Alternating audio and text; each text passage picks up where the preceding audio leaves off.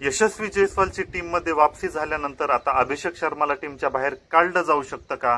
आता बरेच जण म्हणतील हा काही प्रश्न झाला का, कारण अभिषेक शर्मानं दुसऱ्याच T20 मॅच मध्ये सेंचुरी पूर्ण केली आणि सेंचुरी ती पण फक्त 46 बॉलमध्ये.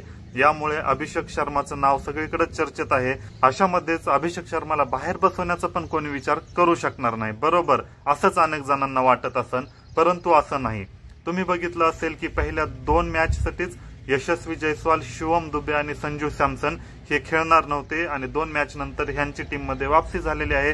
कारण वर्ल्ड कप जिंकल्यानंतर हे वेस्ट इंडिज मध्ये अडकून राहिले होते, त्यामुळे झिम्बाब्वे सिरीजला यायला त्यांना उशीर झाला आणि त्यामुळे पहिले 2 मॅच ते खेळणार नव्हते. तर आता तिसऱ्या मॅच पासून ते खेळणार आहेत.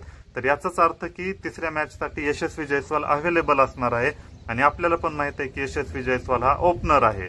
आता ओपनिंगच्या बाबतीत बोलायचं झालं तर ओपनिंग करतो शुभमन गिल आणि अभिषेक शर्मा.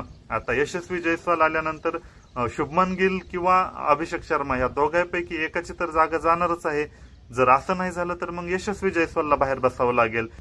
परंतु जर ओव्हरऑल विचार केला तर यशस्वी जयस्वालला बाहेर बसवणं बरोबर नाही राहणार, कारण सगळ्यात महत्वाची गोष्ट म्हणजे यशस्वी जयस्वालची T20 वर्ल्ड कप मध्ये पण निवड झाली होती, परंतु विराट कोहली ओपनिंग करत होता म्हणून यशस्वी जयस्वालला चान्स नाही भेटला.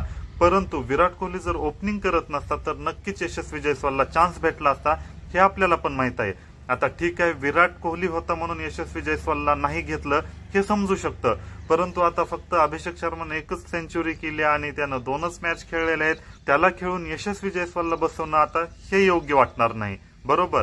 परंतु अभिषेक शर्माने ज्या प्रकारे सेंचुरी केल्या त्याप्रमाणे अभिषेक शर्माला पण आता काढायची हिंमत होणार नाही. तर ओव्हरऑल सिनेरिओ असा झालाय की ओपनिंग साठी 3 जण आहेत. आता कोणाला एकाला तरी माघार घ्यावीच लागणार आहे. तर बऱ्यापैकी असं होऊ शकतं की अभिषेक शर्माला 3-4 नंबरला पाठवण्याचा विचार केला जाऊ शकतो, किंवा एक्स्ट्रीम कंडिशन मध्ये जर विचार करायचं झालं तर यशस्वी जयस्वाललाच बाहेर बसवलं जाऊ शकतं, कारण यशस्वी जयस्वाल ओपनिंग सोडून इतर कोणत्याही स्पॉटला खेळू शकत नाही, किंवा नाहीतर मग शुभमन गिलला तरी मागे कुठे खेळावं लागेल. जर उदाहरणार्थ समजा आता शुभमन गिल जर 3-4 नंबरला आला तर यशस्वी जयस्वाल आणि अभिषेक शर्मा ओपनिंग करू शकतात आणि ऋतुराज गायकवाडनं तर ऑलरेडी 3rd स्पॉट कॅप्चर केलेला आहे, त्यामुळे ऋतुराज गायकवाडचा पण प्रॉब्लेम नाही. परंतु ओपनिंगच्या बाबतीत नक्कीच प्रॉब्लेम झालेला आहे आणि मागचा मॅच ज्याप्रमाणे ऋतुराज गायकवाड असू द्या किंवा अभिषेक शर्मा असू द्या ह्यांनी ज्या प्रकारे खेळलेला आहे त्याकडे बघून अभिषेक शर्मा किंवा ऋतुराज गायकवाडला तर बाहेर काढण्याचा विषयच येत नाही. 2nd 3rd स्पॉटचा जरी विचार करायला गेलं तर खूपच अवघड आहे.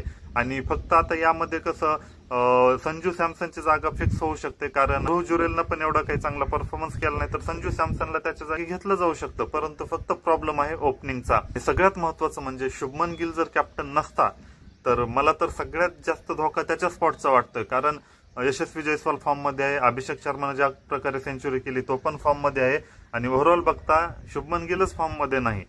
तर म्हणून आता बघणं गरजेचंच आहे की नक्की शुभमन गिल आणि टीम मॅनेजमेंट काय करते, नक्की कोणाला बाहेर ठेवते आणि कोणाला खेळवते.